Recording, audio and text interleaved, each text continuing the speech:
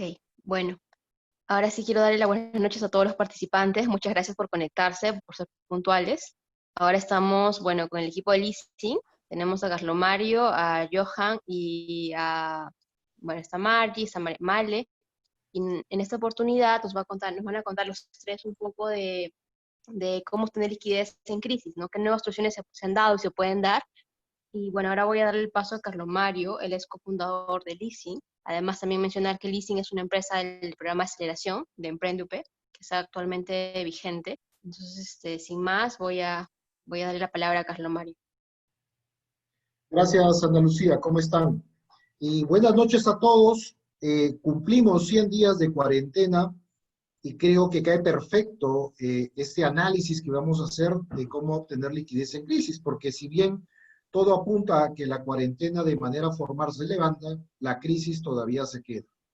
Así que es bueno analizar una de las principales preocupaciones que tienen las empresas en este momento, y es de dónde obtienen liquidez. Y no solo las empresas en marcha, sino también los emprendedores. Hay muchos proyectos que se han quedado en el tintero, y claramente tenemos emprendedores que quieren saber cómo financiar su proyecto. Así que creo que este va a ser un intercambio de ideas muy simpático, muy saludable. Los invito a todos a participar. Y como siempre digo en los webinars, les aseguro que vamos a generarles valor, si no les devolvemos su dinero. En este webinar nos van a acompañar María Alejandra Mendoza del Solar, la pueden llamar Male. Ella es nuestra gerenta comercial en leasing y es una especialista de banca de empresas y obviamente de leasing. Bienvenida, Male. Gracias, hola. Y también nos acompañan en la exposición Johan Abdo. Él es nuestro gerente de finanzas en leasing y también es especialista de banca de empresas y de leasing propiamente. Bienvenido, Johan. ¿Qué tal? ¿Cómo están? Buenas noches a todos. Perfecto. Hemos estructurado en 3 bloques esta presentación y la primera se trata sobre fondos privados. ¿Y a qué nos referimos? Aquí hay una noticia de hace un año, reciencita nomás. Y se trata justamente de que la nueva generación de familias de alto patrimonio prefiere invertir en bienes raíces. Este fue un summit que se llevó a cabo hace un año. Y mencionaba justamente a las familias que tienen alto poder adquisitivo, patrimonio, reservas y excedentes. Normalmente, este grupo de familias millonarias suelen invertir en bienes raíces, en inmuebles o en negocios apalancados al segmento inmobiliario. Sin embargo, hoy el segmento inmobiliario está paralizado. Entonces, la primera reflexión es, ¿dónde van a invertir estas personas, estas familias, estos grupos? Y la primera reflexión que tenemos que hacer es que la riqueza no se ha ido del país, está aquí, está en nuestro territorio y está ávida de buscar oportunidades de inversión. Así que en un momento de crisis, donde necesitamos liquidez, necesitamos fondeo, debemos entender que sí hay dinero. El Perú no ha dejado de ser un país líquido. Con crisis o sin crisis, la plata está aquí y se están buscando justamente oportunidades de inversión. Ahora viene, pero ¿cómo llego a ellos? ¿Cómo obtengo estos fondos? Y viene una segunda reflexión referida a que normalmente hablamos mucho de transacciones de compraventa de empresas, es decir, de M&As. Pero eso es incorporarte en el patrimonio directamente como un socio. Y en el Perú, donde tenemos todavía unos temas de confianza, eso puede ser un proceso largo que tarda más de un año en incorporarse al patrimonio. Pero existen otras formas de también incorporar a personas con excedentes o a familias con excedentes, y es al pasivo, directamente a través de deuda. Pensemos en familias mineras que siguen acumulando liquidez, pensemos en personas millonarias que tienen excedentes, y pensemos en las familias que tienen family offices estructurados, es decir, estos vehículos ya diseñados justamente para buscar oportunidades en diferentes industrias. Entonces, el tema es justamente llegar a ellos y decirles, vengan a la empresa de una manera fácil, rápida, para compartir el rendimiento. Y pongamos un ejemplo. Si somos una empresa que obtiene un retorno anual de 25%, pues garanticémosle el 10% a estos fondos y aumentemos un mix de rendimiento por el éxito adquirido. Así compartimos y dividimos la ganancia. Este mecanismo es muy desarrollado en otros países y sin ir muy lejos, en Chile existen mucho más fondos familiares que financian actividades no solo en el sector real, sino también en operaciones financieras como factoring o leasing. Pero aquí en el Perú todavía hay muy pocos fondos que se dedican a esto, así que aquí hay una oportunidad justamente para compartir rendimiento, obtener financiamiento y ser todos felices dentro de un año ganando. ¿Cómo se puede dar esto? Aquí el nexo es importante, es decir, romper la desconfianza. Y esa es la parte más importante, y es cómo llego a estos fondos. Llego con una buena oportunidad, pero necesito que confíen en mí. Y ahí viene el track record, la presentación. Yo siempre sugiero, busquen a una persona que les haga esa presentación, que les haga esa inducción. Están las familias allí, pero claramente la forma es cómo llegar a ellos. Lleguen con las personas correctas y no necesitan contratar a una sociedad agente de bolsa, por cierto, tampoco necesitan contratar a un vehículo administrador de fondo de inversión privado. No quiero decir que no son importantes, son muy importantes, pero también pueden hacerlo ustedes si es que llegan a unas relaciones correctas. Aquí el networking es sumamente importante. ¿Cómo pueden acceder directamente a la empresa, al negocio? A través de un contrato de deuda o, si no consiguen una persona que pueda aportar 1 millón o 2 millones para financiar esto, pues consíganse varias personas que aporten de 100,000 en 100,000 a través de un vehículo societario simple. No necesitan una estructuración costosa. Recuerden que estamos hablando de no fondos públicos, sino fondos privados.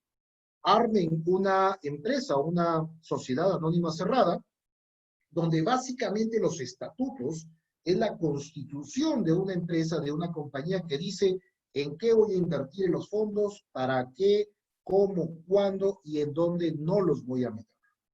Y entonces se puede armar esas estructuras, repito, sí son bien usadas a nivel de gran escala, pero de la forma como están diseñados puede ser también para emprendimientos, digamos, de menor cuantía. Uno puede estructurar 10 millones de dólares sin problema en estos fondos.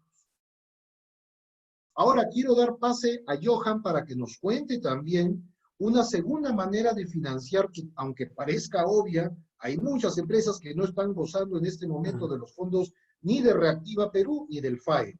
Adelante, Johan. Es correcto. Buenas noches a todos. En esta segunda parte del webinar vamos a tocar 3 puntos importantes. Uno es el Fondo Reactiva Perú, el segundo es el Fondo de Apoyo Empresarial, la MIPE, y el tercero es cómo la banca ha podido ayudar a las empresas y a las personas naturales a la reprogramación de deuda. Comenzamos primero con el Fondo Reactiva Perú, un fondo muy polémico, un fondo muy hablado, un fondo muy tocado. Se ha discutido bastante la manera en cómo se va a ejecutar, de cómo se van a otorgar los créditos, ¿no? Este fondo tiene 2 fases. La primera fase, que ya está en su último proceso, ya está culminando, ya se están terminando de hacer los últimos desembolsos para los clientes que han podido adjudicarse este dinero. Vemos que 71,000 empresas y un poco más han podido acceder a este crédito, las cuales aproximadamente alrededor de 77% pertenecen a las micro y pequeñas empresas, quienes realmente han sido las más golpeadas en esta coyuntura, ¿no? Entonces, acá vemos que de verdad las empresas que han buscado, han luchado, han fastidiado, han fregado, han podido calificar a la banca para que les puedan otorgar estos créditos y lo han conseguido. O sea, y en la segunda parte, estos créditos han sido otorgados entre tasas de 1 a 3%, ¿no? Estos créditos se han ido variando en este rango, pero y en algunos casos también han habido créditos que han tenido menos de 1% y que han sido otorgados a los clientes corporativos, ¿no? En esta presentación les voy a más o menos decir cómo ha sido nuestra experiencia, cómo ha sido mi propia experiencia en este fondo, Reactiva Perú, que es un fondo nuevo tanto para la banca como para los mismos clientes. Es un proceso que nadie lo ha vivido, ¿no? Recién lo estamos gozando y estamos viendo las peculiaridades que este trae. Les he presentado 3 bancos, el BVA, Interbank y Banco Pichincha, ¿no? En esta ocasión nosotros fuimos una empresa, somos una empresa que estuvimos aprobados en los 3 bancos. Optamos por el Banco Pichincha, ¿por qué?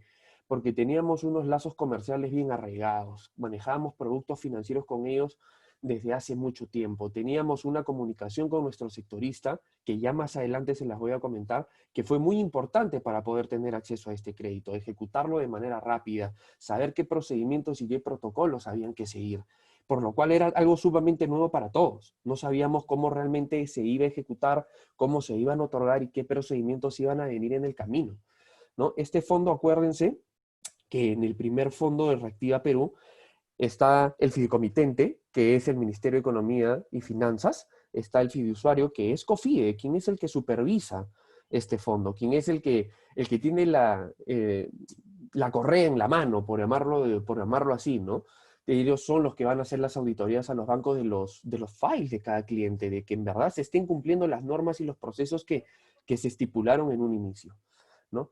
En el siguiente slide, por favor, Carlos, si me apoyas, vamos a ver qué requisitos se necesitan para acceder al Fondo Reactiva. Pero me preguntarán, Johan, pero si me estás diciendo que el primer Reactiva Perú ya culminó.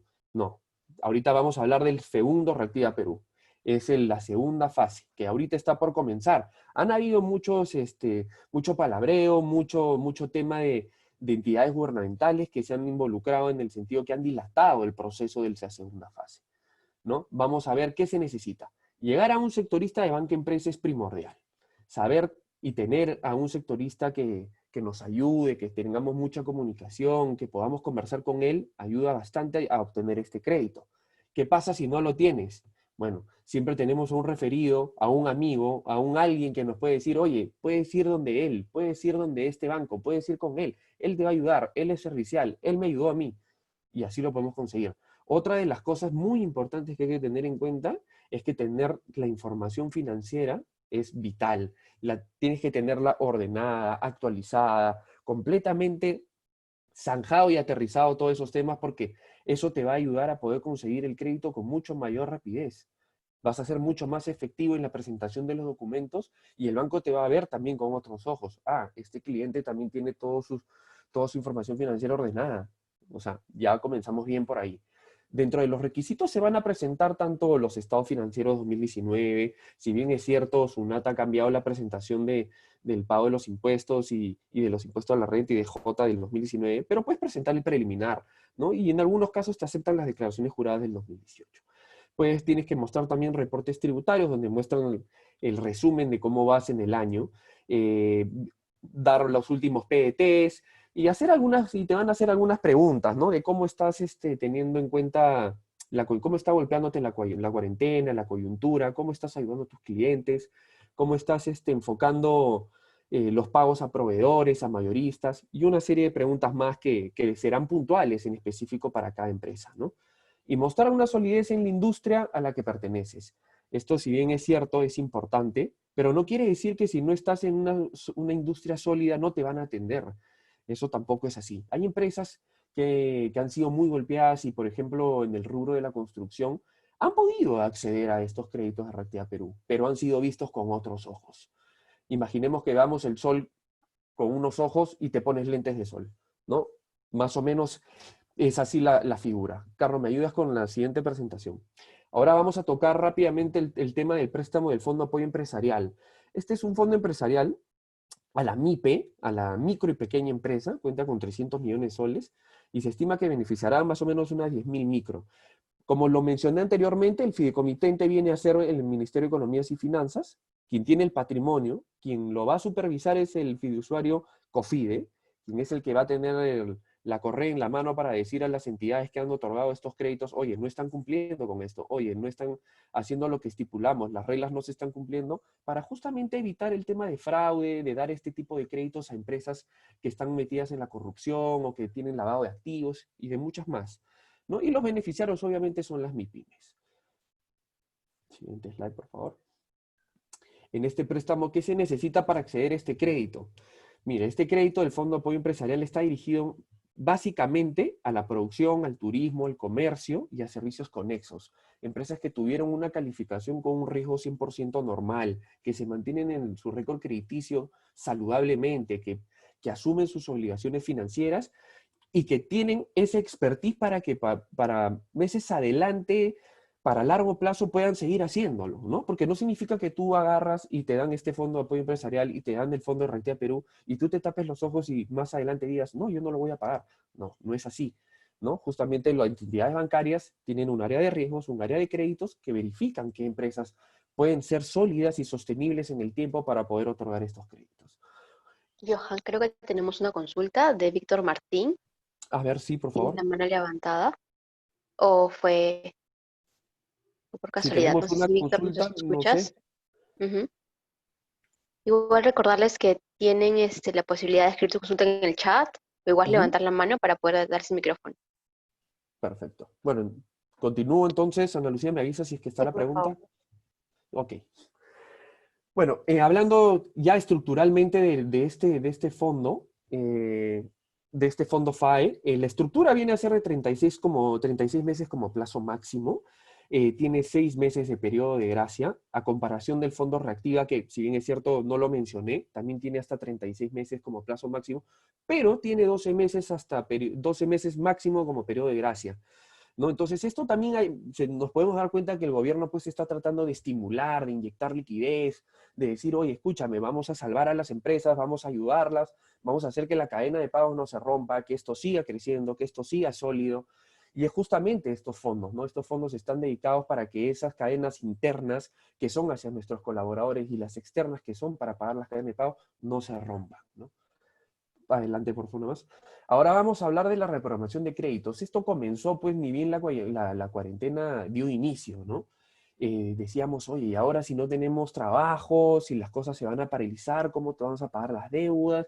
Y vino un montón de cosas más, ya en un conjunto, pero global. Entonces la SBS agarró y faculta a las entidades financieras para poder optar medidas de excepción para que las personas naturales como las empresas puedan hacer reprogramación de deuda, ¿no? Y ahora yo les voy a contar un poquito más cómo los bancos han optado a este tipo de reprogramaciones y hay dos maneras, ¿no? De lo cual yo he podido conversar con mucha gente con la que he trabajado anteriormente, he podido indagar. Hay dos opciones para hacer las reprogramaciones de deuda. El slide, por favor, Carlos. Acá tenemos las dos opciones. En la primera opción se otorgan 3 meses para que el cliente no pague el capital, solo pagarías intereses mensuales y a partir del cuarto mes empiezas a pagar el capital más los intereses generados. Si tuviéramos un cronograma de 9 meses, este incrementaría 3 meses más, nos iríamos a 12 meses sumándole los periodos de gracia. Ojo que en esta primera opción, todos los primeros 3 meses de gracia se pagan intereses. Ojo, correcto. En la segunda opción es más o menos la misma figura.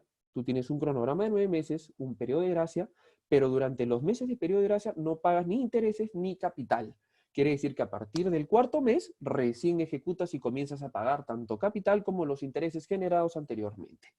Eso es más o menos un englobe rápido, un englobe fácil, un englobe de lo que se podría decir cómo se han dado este tipo de fondos y cómo podemos llegar a obtener liquidez a pesar de que algunos y muchas empresas creen que no pueden llegar a tenerla.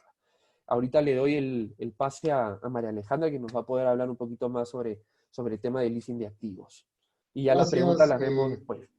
gracias, Johan. Y creo que lo que mencionaste es muy importante, si me permites un comentario, y es Sí, claro. cuando no tenemos un sectorista, preguntemos. Entonces, no necesariamente debemos quedarnos con que no trabajo con ningún banco, Es no tengo correcto. contacto. No, o sea, realmente uno lo publica en LinkedIn, en Facebook, en sus grupos de WhatsApp, y va a llegar a los sectoristas y va a llegar a los bancos que están muy ávidos en este momento. Es cuestión de seguir preguntando y, por cierto, a todos los asistentes nos ofrecemos a compartir la información, nos escriben Olivar. y estamos prestos para ayudar. Sí, en Adelante, verdad. Male.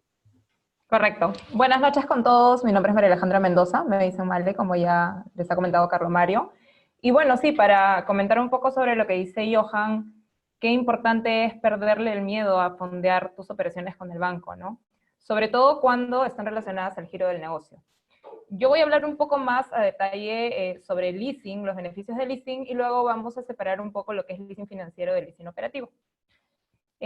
¿Por qué el leasing beneficia mi liquidez? No, número uno, porque genera un escudo tributario.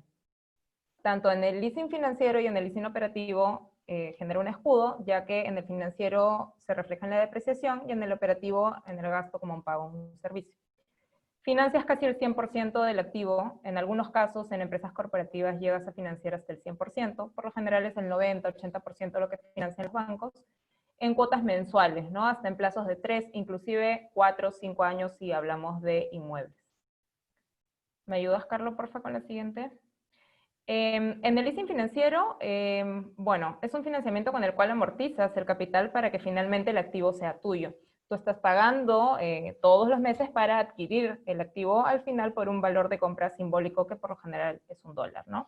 ¿Y en qué casos es recomendable? Bueno, como ya lo mencioné, cuando el activo está relacionado directamente con el giro del negocio y sobre todo si es que el activo tiene una depreciación mayor al plazo del financiamiento. Es recomendable siempre encajar el plazo del financiamiento o con proyectos o que sea menor a la depreciación del activo, ¿no? Siguiente, por favor. En el leasing operativo, bueno, el leasing operativo es un servicio y por lo tanto no estás amortizando ningún activo para que sea tuyo.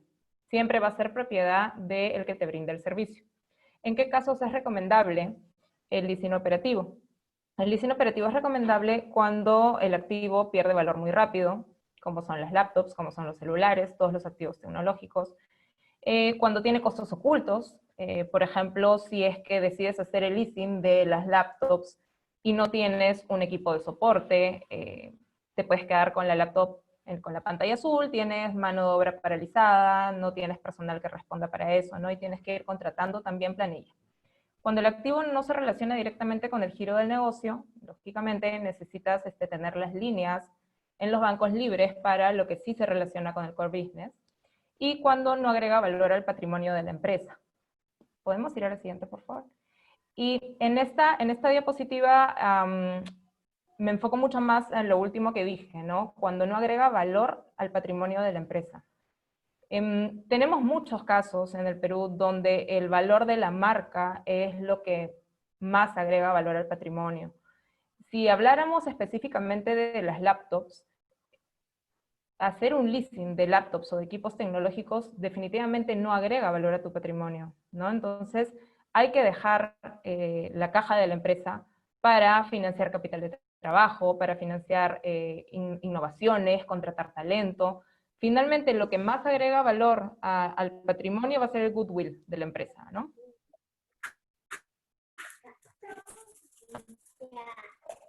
¿Se está escuchando un audio? Ya está, creo que se cruzó algo bueno.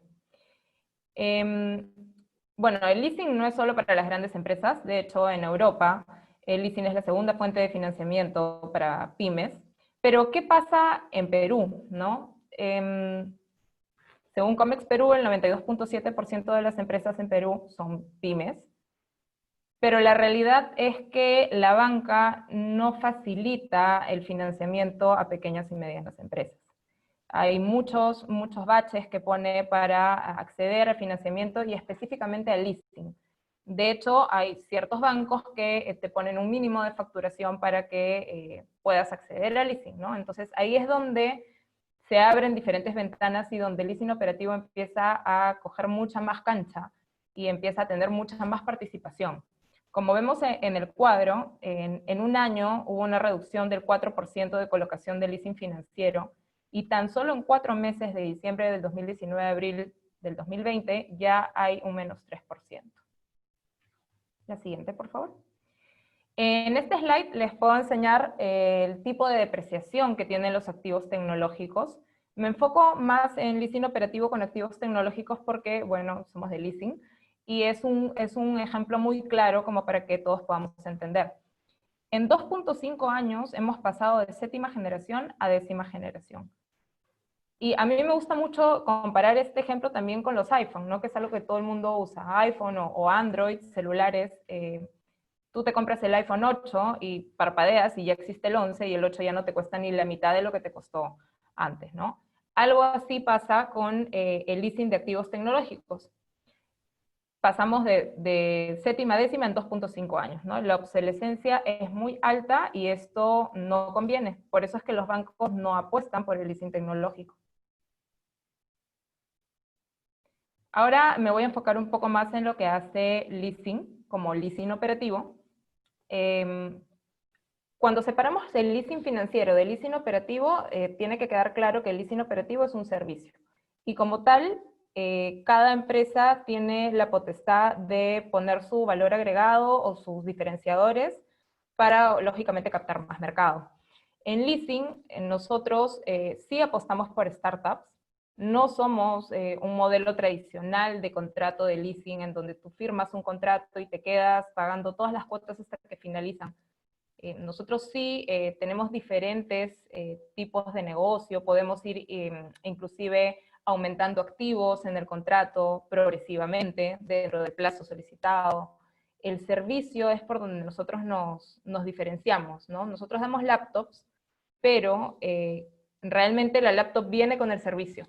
Lo que queremos es que nunca tengas tiempos muertos, mano de obra parada, pantallas azules, ¿no? Entonces, acá es donde podemos enfocarnos y podemos diferenciar súper bien lo que es el leasing financiero del leasing operativo. Es un financiamiento versus un servicio. Siguiente, por favor. Perfecto, te agradezco, Male, y rescato algo que mencionabas, justamente la ruptura de paradigmas. Creo que las empresas sí tenemos la capacidad de conseguir liquidez si es que entendemos que nuestro negocio no es comprar activos, no es hacernos de activos. A veces uno piensa como persona natural y no como empresa, con una visión de largo plazo. Y es que ninguna compañía exitosa se ha hecho sobre la base de acumulación de activos. Las compañías exitosas se hacen sobre el posicionamiento de valor con un modelo de negocio que funcione. Entonces, el abandonar justamente la acumulación de activos te conlleva a alquilarlos, a hacer un leasing, a hacer un arrendamiento, a hacer un renting, como queramos llamarlo. Justamente es una gestión de liquidez muy directa que rescato mucho, Male, y te agradezco. Y quiero terminar con las nuevas soluciones financieras, justamente lo que viene. Y muchos hemos escuchado el famoso decreto de urgencia 013-2020, que se publicó en enero de este año. ¿Y de qué trata? Básicamente es una iniciativa del gobierno para promover el financiamiento a MIPYMES, a emprendimientos y a startups. Esto digo que viene porque todavía no está reglamentado. Sin embargo, ha sido muy bien comentado a nivel regional porque es una gran iniciativa justamente para mover la masa de empresas que conforman el país. Como bien mencionó Male, más del 90% de las empresas son pequeñas, son micro, y lo que tenemos que hacer es darles financiamiento. El financiamiento como tal está evolucionando. Y aquí es algo que le llamamos el nuevo leasing financiero. Cuando entre en funcionamiento el decreto de urgencia 013, lo que va a pasar es que se van a registrar más empresas del leasing financiero en la SBS. Y con este registro van a poder prestar, arrendar justamente a costos competitivos a pequeñas empresas. Eso es lo que se busca. Y esto va a ser muy, pero muy importante porque se viene no solo una ola de financiamiento de activos, sino también las especialidades que ocurren en otros países. ¿Por qué no especializarse en leasing de remalladoras o en leasing de cámara de frigoríficos o en leasing de camiones, como nosotros que nos hemos especializado en laptops? Y se viene esta ola de especialización que justamente es tendencia. Se esperan contratos más ágiles y sobre todo el abandonar la escritura pública para tener una operación de leasing financiero. Esto es importantísimo y es lo que viene, esperamos este año, todo depende de cómo se mueva la SBS. También se viene crowdfunding. Hemos escuchado este término que básicamente es financiamiento participativo. El crowdfunding se utiliza en varios países, por ejemplo, para financiar proyectos sociales. Se pone una obra social, la construcción de un colegio, por ejemplo, o llevar agua a una localidad, y muchas personas de cualquier parte del mundo comienzan a aportar dinero. No importa si es $1, son $100 o $1000, y así se financia. Pero también se pueden financiar proyectos privados. Se ha aplicado mucho también en financiamientos, por ejemplo, del sector inmobiliario. sé cuánto necesito para invertir en un proyecto urbano, por ejemplo, necesito 20 millones de dólares, con lo cual comienzo a llamar a inversionistas, a participativos justamente, que empiecen a aportar a cambio de un financiamiento. Aquí es importante que se comprenda de que se necesita una supervisión justamente para que esto llegue a buen puerto. Que las personas que aportan de buena fe tengan el respaldo de que efectivamente el dinero va a ser respaldado, se va a hacer el proyecto para el cual uno está aportando. Por eso es importante que el crowdfunding se haga bien.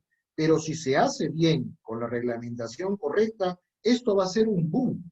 Va a ser un boom para financiar proyectos y aquí vienen otra vez nuestros amigos emprendedores, que aquí también no solo hay gerentes y jefes, sino muchos emprendedores que están buscando la manera de financiar sus proyectos. Con el crowdfunding sí se va a poder hacer. Y termino con el factoring. El factoring es otra forma de generar liquidez, también justamente a cambio de títulos negociables, que son las propias facturas. Ya existe, pero lo que va a pasar con el decreto de urgencia es que se van a dar más facilidades justamente para que haya un ingreso de más empresas a prestar factoring. Claramente esto es importantísimo porque lo que necesitan las empresas es liquidez, lo que tienen son facturas y lo que no pueden esperar son 60 o 90 días que le pague su cliente. Entonces, aquí es donde necesitamos una mayor oferta y mayor penetración de factoring para poder financiarse. Así que ya existe, pero se va a venir mucho más profundo el tema y con un mayor alcance. Recordemos, el decreto de urgencia 013 lo que busca es ampliar el financiamiento y entender que somos un país de emprendedores. Y con esto esperamos haber contribuido, el tiempo es reducido, podríamos hablar de muchos más esquemas de generar liquidez, de muchos más esquemas de financiamiento. Pero dado el tiempo que tenemos, creo que es un buen momento para analizar estos 3 puntos muy claves. Así que si tienen preguntas, por favor, nos la comparten, nosotros prestos de ayudarlos. Ana Lucía, te cedo la palabra. Sí, Carlos Mario, gracias por la exposición, muy clara. Acá hay una consulta de Víctor Martín Alvarado, que no sé, nos pide tus comentarios sobre la circular del Banco Central de Reservas, la número 21, que fue publicada el 7 de junio sobre las operaciones repos, que beneficia a los deudores de los bancos. Sí, yo te puedo contestar un poco eso. Bueno, no está dentro de lo que hemos conversado el día de hoy. Se dio ese circular el 5 de junio de este año, donde el Banco Central de Reserva toma medidas para que las reprogramaciones de las deudas sean a tasas menores y a mayor plazo. Referías más o menos a operaciones con reprogramación de cartera de créditos. Va por ese lado, ¿no? No sé si de repente no lo he dejado muy claro, pero es un tema que hay que ahondar bastante. Genial, ¿Alguna otra Johan. pregunta? No, no te preocupes. Por acá unas consultas sobre FAEMIPE y Reactiva Perú. Si era posible acatarse a ambos o solamente a uno. Eh, Y tu recomendación también en cuanto a las tasas, ¿no? Si recomiendas cajas municipales o entidades bancarias. Mira, a ver, es una muy buena pregunta. No necesariamente acceder al FAE te va a permitir acceder al Reactiva.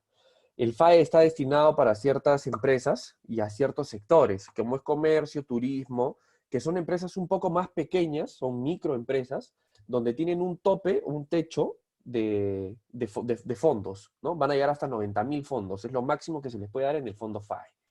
Y en el fondo Reactiva se basa bastante en el tema de la cantidad de ventas que tú hayas tenido el año pasado. Eso fue para la primera fase.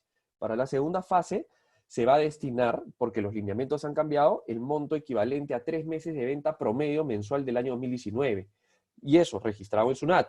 Y si eres microempresario, hasta el monto equivalente de 2 meses promedio de la deuda. Ojo, no de la venta, de la deuda. Como máximo hasta 40.000 soles. Entonces, son diferentes aspectos. Ahora, por el punto de las tasas, yo te diría bastante que las entidades bancarias están optando tienen muy buenos costos, ¿no? He mencionado que van de entre 1 al 3% para operaciones a largo plazo de 36 meses con créditos y periodos de gracia. Creo que están bien asequibles a todas las empresas, justamente para poder repotenciar, generar de nuevo el flujo, generar ingresos, amortizar el capital de trabajo que necesitas para seguir operando.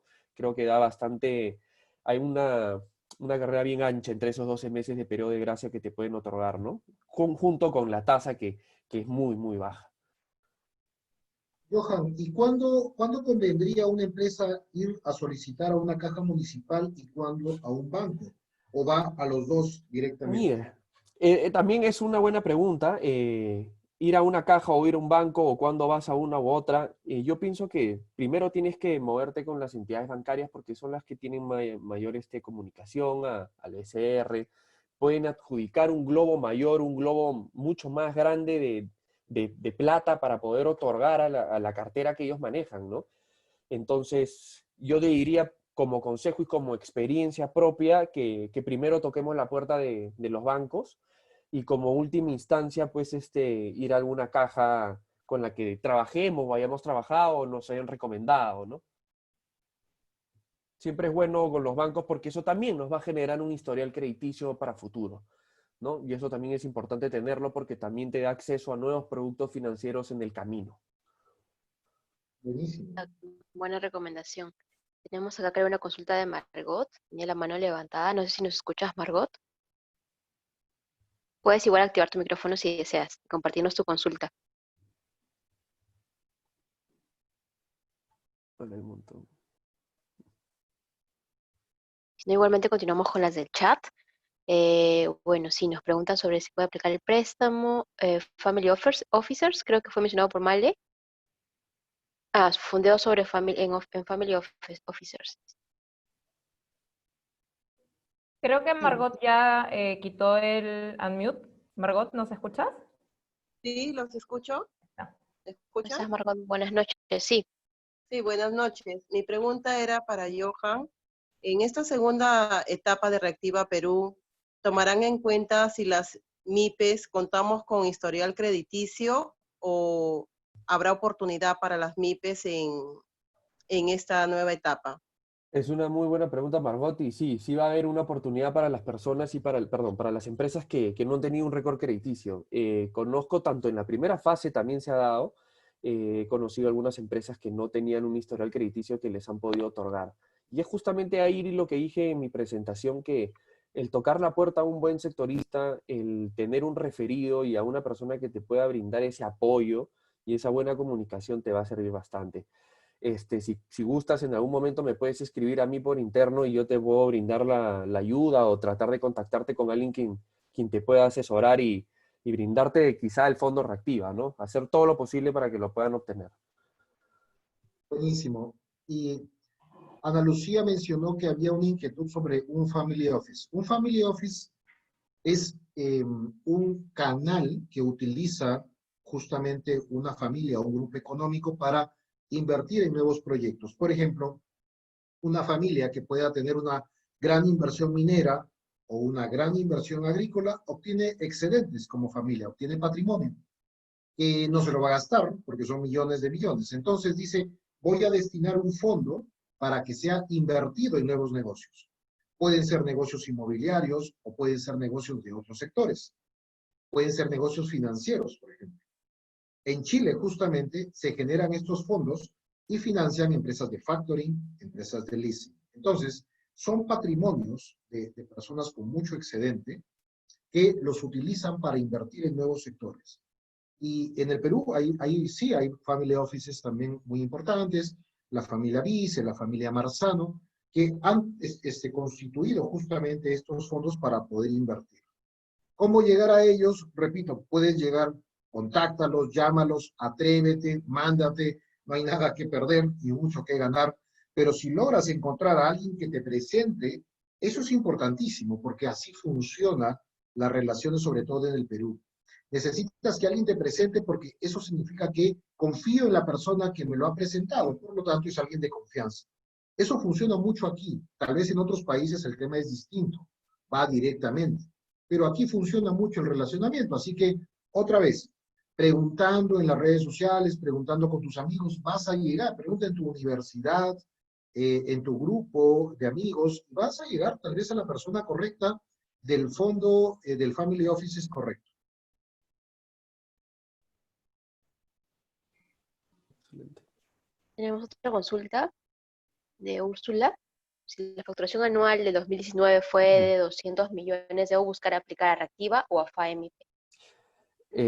Creo que la pregunta va más a qué significa 200.000 soles anuales, porque con 200 millones sí podrías acceder al Reactiva sin ningún problema y no al FAE.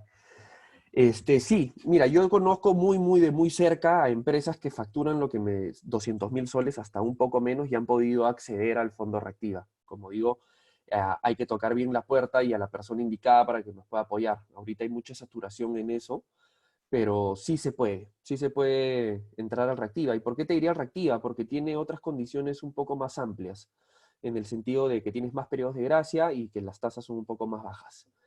Con respecto, también voy a responder una de las preguntas que es de Nancy Nakamoto. ¿Uno puede aplicar 2 veces al préstamo Reactiva? Es correcto, puedes aplicar 2 veces al préstamo Reactiva. Si ya lo obtuviste una primera vez, puedes entrar a la segunda fase. Pero, siempre hay un pero. En esta segunda fase, hagamos un ejemplo rápido, que tu facturación mensual de los últimos 3 meses del año pasado fue 1,5 millones de soles, ¿no? Y en la primera fase te dieron 500.000. Quiere decir que en la segunda fase te van a dar como máximo y como techo 1 millón, ¿no? Se hace la diferencia entre las dos fases. Ahora, lo que se está viendo bastante es el tema de poder ver si es que si ya accediste en la primera fase con un banco, tienes que hacerlo de la misma manera con el mismo banco. O puedes irte a otro banco. Entonces, están terminando de hacer esos lineamientos para poder comenzar a ejecutar y subastar ya comenzar a subastar con el BCR los créditos.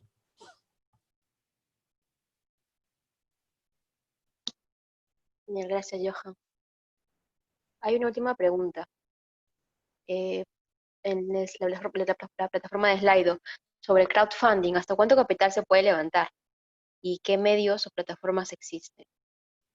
No se te escuchó bien, Ana Lucía. Sí lo escuché ¿Sí? del crowdfunding. El crowdfunding, recordemos que todavía no está regulado. Entonces, en estricto no hay límites. Lo que sí es recomendable a las personas y las empresas que estamos muy metidas en el mundo fintech, es decir, en estas nuevas industrias de financiamiento con tecnología. Leasing es una fintech justamente. Estamos siendo muy cuidadosos para que sentemos casos de éxito.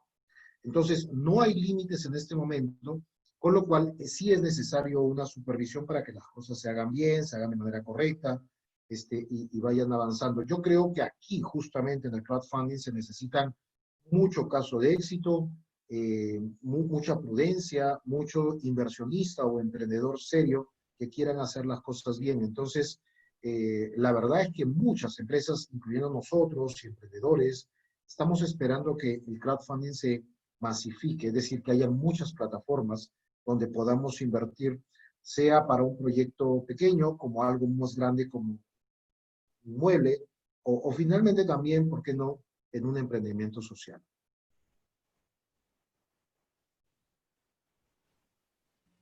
Exactamente. Sí, justamente este tema está todavía en etapa inicial, y es más que todo el ejecutar una campaña, ¿no? Una campaña de difusión, una campaña mucho de educación, de sentimentalización y todo eso. Pero sí, crowdfunding también es una oportunidad, una ventana de financiamiento.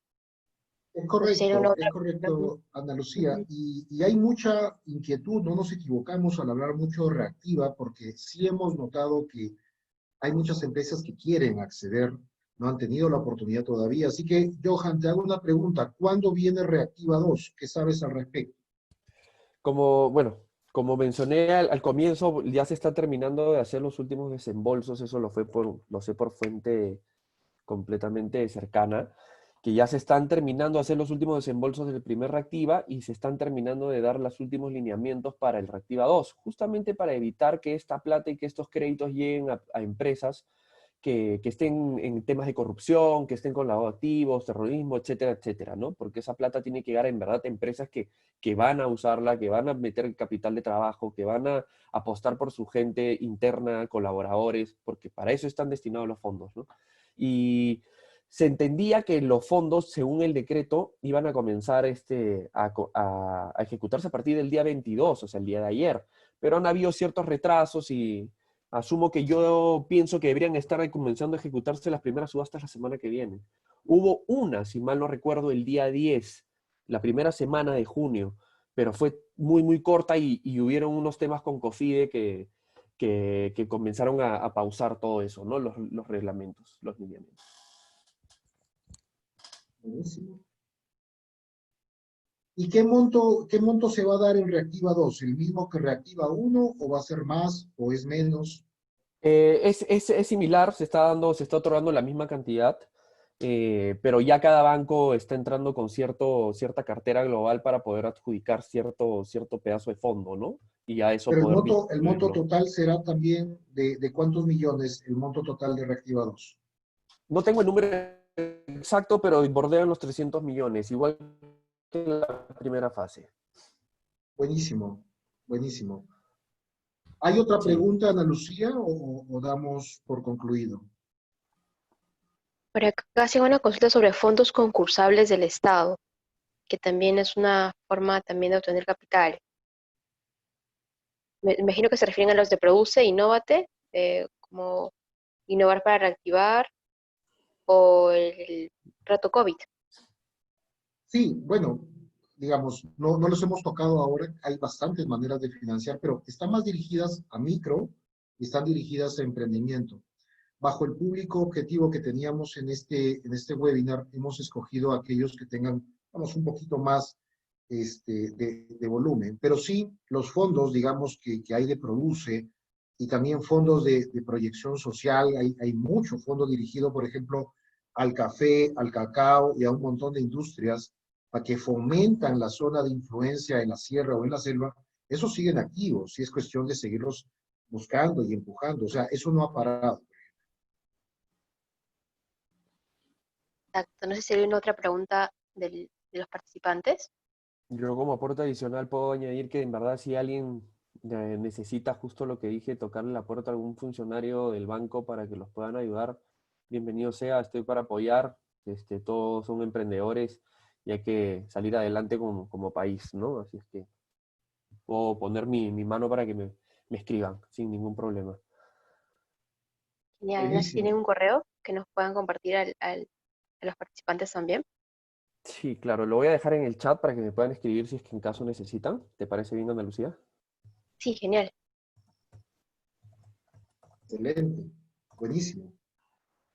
Y Ana Lucía, gracias por la organización, excelente el tema, muy buenas iniciativas las de Emprende UP y la de la Universidad del Pacífico. Creo que, como decía Johan, estamos en un momento en el cual necesitamos compartir información, experiencias, ayudarnos, y esto ayuda a otros precisamente que están en ese camino. Exactamente. Muchas gracias. Bueno, muchas gracias a todos también por conectarse el día de hoy. Gracias también al equipo de Leasing por toda la capacitación muy clara, en verdad. Y nada, bueno, Esperemos hasta que una sí. siguiente oportunidad. Esperemos que sí. Nos Muchas vemos, muchas Gracias, gracias. gracias nos a vemos. todos. Buenas noches a Chao. todos. Hasta luego.